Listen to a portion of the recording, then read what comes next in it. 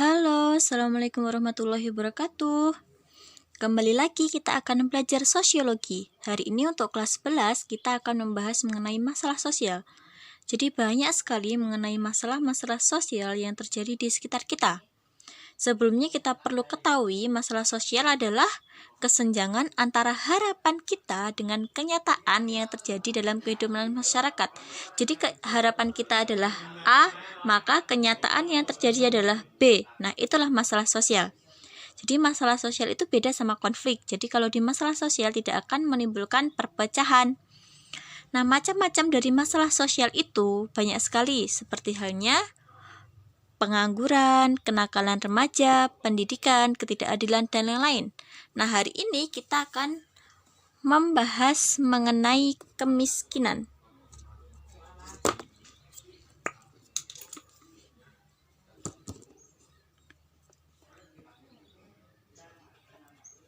Contoh masalah sosial.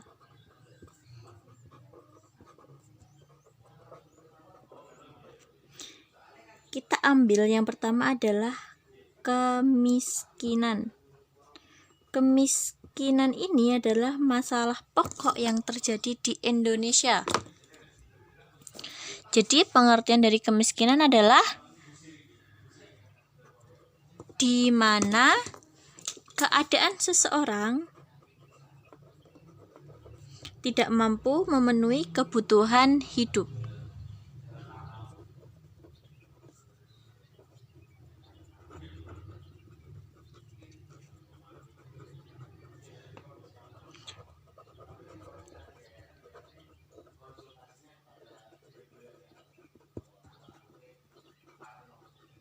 Nah, macam-macam dari kemiskinan ini banyak sekali. Mari kita bahas satu per satu.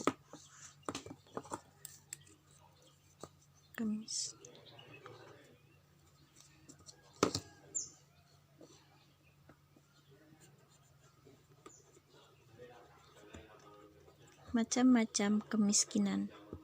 Yang pertama adalah kemiskinan subjektif. Kalau kemiskinan subjektif ini dia berdasarkan pola pikir kita. Nah, meskipun kita tidak digolongkan tidak miskin-miskin banget, tapi kalau kita berpikiran kalau kebutuhan hidup kita belum tercukupi, maka itu yang namanya kemiskinan subjektif. Jadi terjadi karena pola pikir kita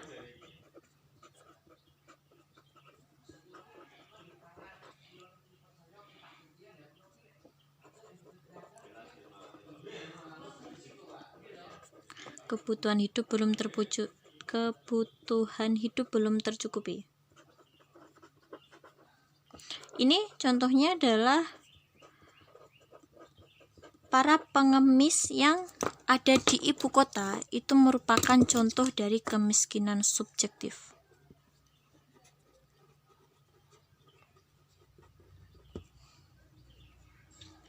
Pengemis musiman. Yang kedua,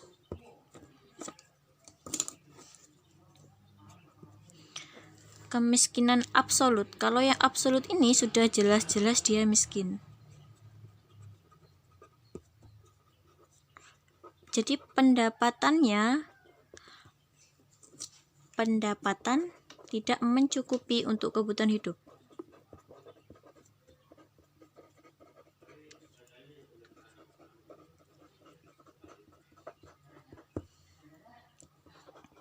Contohnya apa? Ya, orang tidak mampu.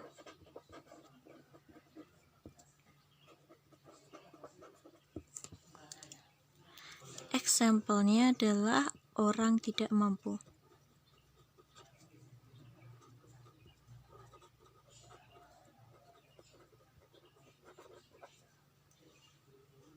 Jadi kata kuncinya di pendapatan tidak mencukupi. Kalau yang di sini adalah pola pikir yang kebutuhan hidup belum tercukupi. Selanjutnya nomor 3 itu ada yang namanya kemiskinan relatif.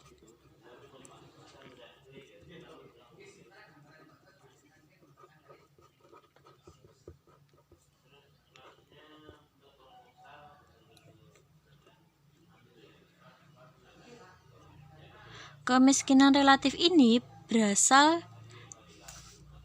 karena pengaruh dari masyarakat, pemerintah, kebijakan pembangunan yang belum merata.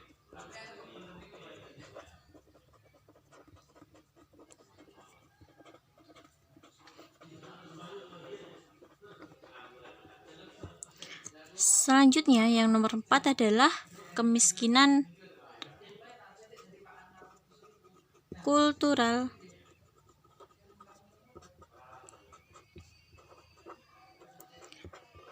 Berdasarkan dari sifat kita sendiri.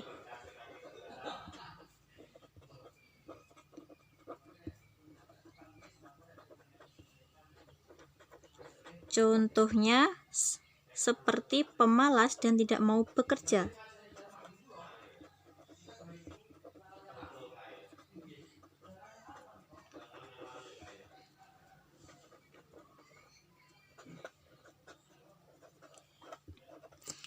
Jadi kalau yang kultural ini berdasarkan dari sifat sendiri, kalau yang relatif adalah pengaruh kebijakan pembangunan yang tidak merata.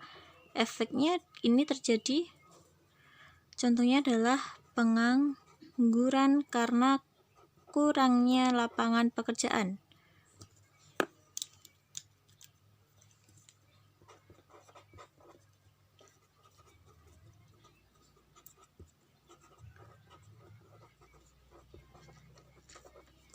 Yang terakhir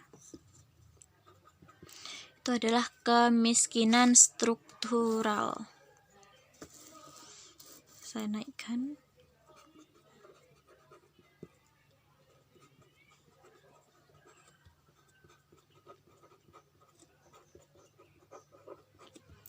Nah, kalau yang struktural ini karena struktur sosial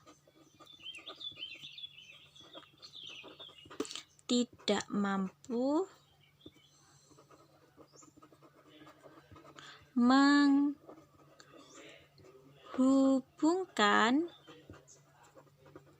masyarakat, saya singkat, masyarakat dengan SDA atau sumber daya alam. Contohnya apa? Contohnya adalah masyarakat Papua. Di Papua kan ada tambang Freeport, tapi yang diuntungkan siapa? Orang-orang Jakarta. Nah, itulah yang dimaksud struktural.